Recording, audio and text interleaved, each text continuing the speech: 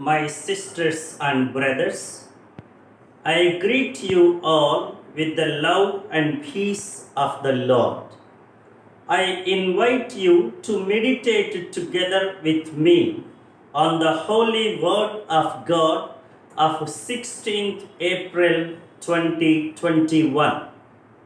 The focus of our reflection: we must always remember the simple principle in life. If something is God's will, nobody can resist it. If it is not God's will, nobody can assist it. How wise is Gamaliel?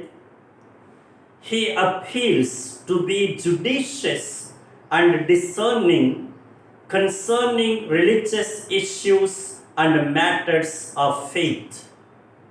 He provides a simple criterion to test whether something is of God or not, and that is perseverance and durability. If something comes from God, it will last in spite of all the obstacles and struggles. If it is merely a human enterprise, it will vanish sooner or later. What a difference of quality and beneficiality can be there if only God's holy will becomes the deciding criterion for every process of discernment and implementation. Alas, very often the human calculations and pretentious intelligence become normative for most of the decisions and actions. That is why great human enterprises easily fall and collapse because they are not of God. A disciple of Christ must have the spirit of trust and surrender.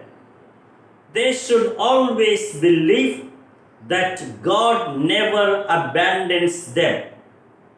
God comes to their rescue in every sort of difficulty.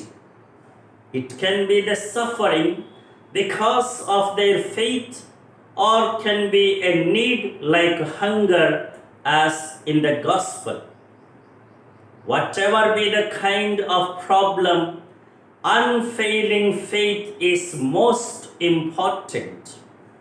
It is this faith that makes the apostles stand bold and firm and rejoice even amidst affliction. What a faith it is! They are not upset or ashamed, but they feel great and honored to suffer something for God. The gospel episode of the miraculous feeding of the 5,000 also presents another faith situation. True faith cooperates with God's grace. In the Acts of the Apostles, this cooperation is seen in their perseverance, and in the Gospel it is seen in a happy offering to God at His disposal. It indicates a willingness to place at the Lord's disposal a very little, 5 loaves and 2 fish. It is to surrender the whole needy and desperate situation to the Lord's concern, to the Lord's intervention, trusting in His benevolence and power.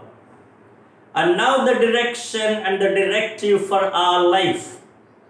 Miracles still happen not because our faith is great or our contribution is mighty, but only because God's love and power are abundant to meet and satisfy our needs.